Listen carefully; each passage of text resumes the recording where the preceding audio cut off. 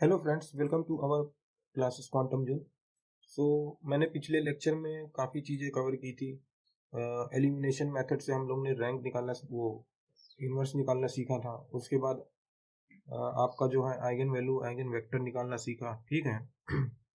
फिर उसके बाद सिस्टम ऑफ लीनियर इक्वेशन देखा, उसमें कंसिस्टेंसी देखी, इनकंसिस्टेंसी देखी, ठीक है। अगर होमोजीनियस होता था तो उसे कंसिस्टेंस बोलते थे, नॉन होमोजीनियस को इनकंसिस्टेंस, ठीक है। और आपके होमोजीनियस में तो दो पार्ट आते थे, ठीक है। तो उसमें क्या क्या आता था, एक तो आपका क्या इनफाइनाइट सोल्यूशन, यानी वहाँ पे क्या होता था, डिटर्मिनेंट अगर जीरो के बराबर नहीं होता था तो वहाँ पे इनफाइनाइट सोल्यूशन देते थे। फिर यूनिक होता था, यूनिक में क्या होता था, यूनिक सोल्यूशन में आपका डिटर्मिनेंट नॉन जीरो के बराबर होता था। तो काफ़ी चीज़ें मैंने कवर कर दी है। तो आज का जो हमारा टॉपिक होगा वो रैंक के ऊपर होगा, ठीक है। यानी रैंक क्या होता है मैट्रिक्स में, ठीक है। तो आज का जो टॉपिक हमारा होगा रैंक के ऊपर होगा। अच्छा, रैंक को कहते क्या है पहले ये समझना होगा, ठीक है। तो देखिए, rank of a matrix.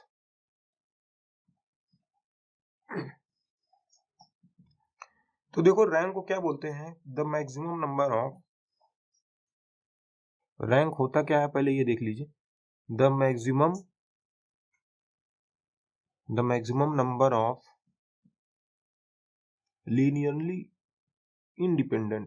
Linearly independent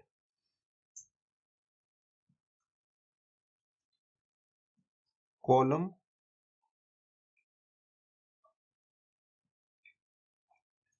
और rows of a matrix, of a matrix. यही हमारी क्या होती है, रैंक होती है, ठीक है। अब रैंक निकालने के देखिए कई मेथड होते हैं। एक तो डिटर्मिनेंट मेथड होता है, नेक्स्ट आपका माइनर मेथड होता है ना। और इसके पहले मैंने दो फॉर्म बताई थी, echelon form and normal form. उससे भी हम क्या करते हैं, रैंक निकालते हैं। इक्लोन फॉर्म में क्या करते थे, अपर ट्रायंगुलर मैट्रिक्स को जीरो बनाते थे, ठीक है। तो जितने नॉन जीरो रोज होते थे वहां पे आपका रैंक हो जाता था। उसके बाद क्या होता था कि आपका आइडेंटिटी मैट्रिक्स बनाते थे साउथ ईस्ट कॉर्नर में। तो वहाँ क्या होता था, नॉर्मल फॉर्म में कन्वर्ट करते थे। तो आई आर जितने, मतलब आई आर जो बनता था, आइडेंटिटी मैट्रिक्स जितने का बनता था वही हमारा क्या हो जाता था, रैंक हो जाता था, ठीक है। आर की जो वैल्यू होती थी वही हमारी रैंक हो जाती थी, ठीक है। अगर आइडेंटिटी मैट्रिक्स जो है 3x3 का बनता था तो हमारी रैंक कितनी हो जाती थी, 3। ये सब चीजें देखी थी। तो यहाँ पे आज हम सबसे पहले देखेंगे माइनर मेथड क्या होता है, ठीक है, minor method.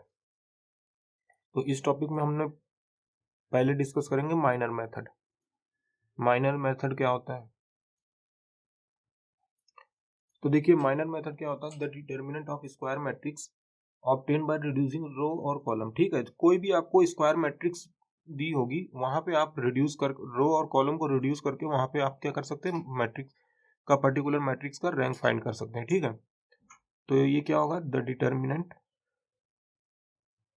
Determinant of the square matrix, the square सब मैट्रिक्स, ठीक है, सब मैट्रिक्स, द स्क्वायर सब matrix obtained by reducing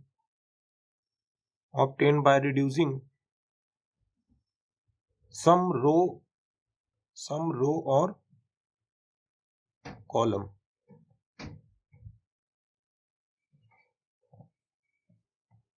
or both is called minor of given matrix, ठीक है, minor of given matrix। यानी इसका मतलब क्या है कि माइनर मेथड हमारा क्या होता है, अगर कोई determinant of sub square matrix का है तो उसको हम उससे रैंक कैसे निकालेंगे, by reducing the some row and column operations, ठीक है। या फिर दोनों लगा सकते हैं या फिर एक लगा सकते हैं। एक हम किस में लगाते थे, रो ऑपरेशन सिर्फ और सिर्फ गॉस एलिमिनेशन मेथड में लगाते थे, ठीक है। और गॉस जॉर्डन मेथड में हम लोग क्या करते थे, रो और कॉलम ऑपरेशन बोथ अप्लाई करते थे ना, दोनों अप्लाई करते थे। तो इस तरीके से आप क्या करते हैं, माइनर मेथड लगा के रैंक निकाल सकते हैं। फॉर एग्जाम्पल मैं लेता हूँ यहाँ पे, एग्जाम्पल कोई भी आप मैट्रिक्स ले लीजिए, ठीक है। तो ये एग्जाम्पल मैं लेता हूँ, यहाँ पे आपका मैट्रिक्स है, एग्जाम्पल लेता हूँ, यहाँ पे आपका मैट्रिक्स क्या है, A is equal to 1 2 3 and 2 4 6 and 2 5 7, ठीक है। तो ये मैट्रिक्स आपके सामने गिवन है। अब देखो इसका रैंक हमें फाइंड करना है बाय यूजिंग माइनर मेथड, ठीक है। तो यहाँ पे आपको एक चीज दिख रही होगी, जो रो 1 है यानी जो R1 है वो R2 के क्या है, डिपेंडेंट है। R2 के क्या है, डिपेंडेंट है। R1 क्या है, R2 के डिपेंडेंट है। अगर यहाँ से टू कॉमन ले ले, मतलब कॉमन ले ले 2, तो यहाँ से क्या हो जाएगा, ये 2 1 2 2 2 4, यानी ये R1 मिल जाएगा। यानी इसको हम बोल सकते हैं 2 times of R1 is equal to R2। That is R1 and R2 क्या है, एक दूसरे पे क्या कर रहे हैं, डिपेंडेंट। एंड ओनली दो जो रो होंगी वो इंडिपेंडेंट होगी। तो हमारा रैंक ऑफ मैट्रिक्स कितना हो जाएगा, देखो इसको कैसे लिखेंगे, that is R1 and R2 are dependent, so there is only two independent rows, two independent rows। तो यहाँ पे क्या हो जाएगा, टू इंडिपेंडेंट रोज है, तो रैंक ऑफ मैट्रिक्स कितनी हो जाएगी, 2 हो जाएगी, ठीक है। रैंक ऑफ ए कितनी हो जाएगी, 2। या फिर इसका माइनर एक निकाल के देख लेते हैं। माइनर अगर इसका निकालने जाएंगे तो क्या हो जाएगा, अगर 1 के करस्पॉन्डिंग हम माइनर लिखते हैं तो यहाँ पे क्या हो जाएगा, 1 2 1 2 2 5, ठीक है। तो यहाँ पे भी दिख रहा है कि दो रो आपस में क्या है, इंडिपेंडेंट है। तो यहाँ से भी क्या आ रहा है, आपका रैंक ऑफ मैट्रिक्स 2 आ रहा है, ठीक है। एक तो ये मेथड हो गया। और दूसरा क्या मेथड होता है कि आप क्या कहते हैं, डिटर्मिनेंट चेक कर लीजिए। अगर नॉन जीरो है तो वहां पे जो आपकी मैट्रिक्स होगी वो ऑर्डर ऑफ मैट्रिक्स से एक कम होगी, ठीक है, उससे कम होगी। अगर जीरो है तो उसको बराबर होगी, ठीक है। तो ये सब चीजें हम आगे डिस्कस करते हैं। सो फ्रेंड्स, हमारा जो नेक्स्ट टॉपिक है इसी के ऊपर है, finding the rank of matrix bye determinant method या फिर माइनर मेथड, ठीक है। यहाँ पे देखिए कि आपको दो स्टेप बताए गए हैं। यहाँ पे पहला स्टेप क्या है कि सबसे पहले किसी भी मैट्रिक्स को हमको डिटर्मिनेंट चेक करना है, ठीक है। और यहाँ पे क्या होता है कि डिटर्मिनेंट हम चेक करेंगे पर्टिकुलर n क्रॉस n का मैट्रिक्स का। अगर डिटर्मिनेंट 0 आ जाता है तो हमें पता है ये सिंगुलर मैट्रिक्स बोला जाता है ना।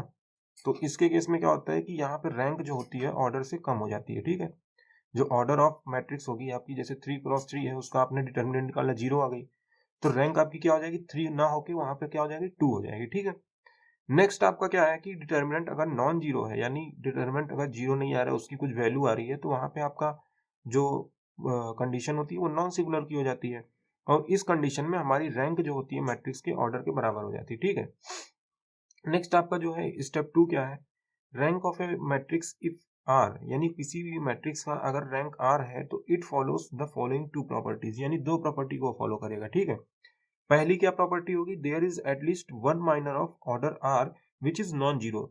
यानी कहने का मतलब क्या है कि एक माइनर होगा, उसकी जो क्या कहते हैं ऑर्डर होगा वो नॉन जीरो के बराबर होगा, नॉन जीरो एलिमेंट होंगे, यानी उसकी कुछ वैल्यू होगी, ठीक है। एलिमेंट आपका क्या होगा, कुछ भी हो सकता है लेकिन जीरो नहीं होगा, ठीक है। नेक्स्ट प्रॉपर्टी आपकी क्या है, second, every minor of order r r plus one r non zero. अच्छा, आर भी नॉन जीरो होगा और आर प्लस वन क्या होगा, नॉन जीरो होगा, ठीक है। इस दो स्टेप को फॉलो करते हुए हम लोग जो है माइनर मेथड के थ्रू हम क्या कर सकते हैं, किसी भी पर्टिकुलर मैट्रिक्स का रैंक फाइंड कर सकते हैं, ठीक है। तो यहाँ पे देखिए एक मैट्रिक्स हमने लिया है, यहाँ पे हम देखते हैं डिटर्मिनेंट मेथड लगा के तो इसका रैंक कितना आता है, ठीक है। तो हम लोग करते हैं इसका डिटर्मिनेंट पहले फाइंड करते हैं। तो डिटर्मिनेंट कैसे फाइंड करते हैं, पहले पहले के क्रॉस कॉलम छोड़ो, फिर रो छोड़ो। तो यहाँ पे क्या हो जाएगा, 2 टाइम्स ऑफ, ये क्या हो जाएगा, इसको छोड़ा इसको, तो 4 1 जा 4 माइनस 0, तो यहाँ पे क्या हो जाएगा, -3। तो ये आपका हो जाएगा 2 1 जा 2 0। नेक्स्ट आपका हो जाएगा 1, और ये आपका हो जाएगा 2 2 जा 4 एंड 4 3 जा 12, ठीक है। तो ये आपका क्या हो जाएगा, 2 4 जा 8 एंड यहाँ पे क्या हो जाएगा 3 2 जा 6, और ये आपका क्या हो जाएगा 4 माइनस 12 माइनस 8 हो जाएगा, तो ये -8, ठीक है। तो यहाँ पे +8 -8 कट जाएगा, कैंसिल। सो यहाँ पे क्या हो जाएगा आपका -6, which is our non zero, यानी डिटर्मिनेंट क्या है, जीरो के बराबर नहीं है। डिटर्मिनेंट ऑफ मैट्रिक्स क्या है, जीरो के बराबर नहीं है, यानी हमारा ये क्या हो जाएगा, नॉन सिंगुलर मैट्रिक्स, ठीक है। Non singular